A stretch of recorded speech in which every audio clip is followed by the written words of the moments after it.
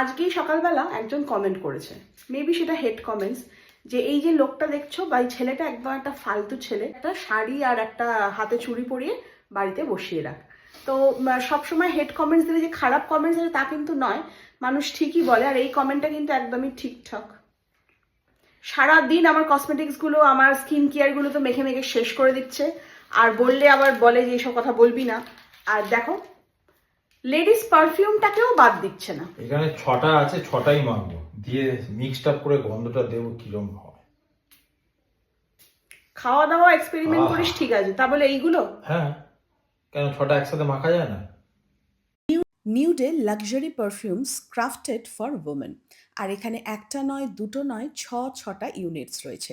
এই পারফিউমটা আমি রিপারচেস করেছি কারণ নিউড দিচ্ছে 50% ডিসকাউন্ট।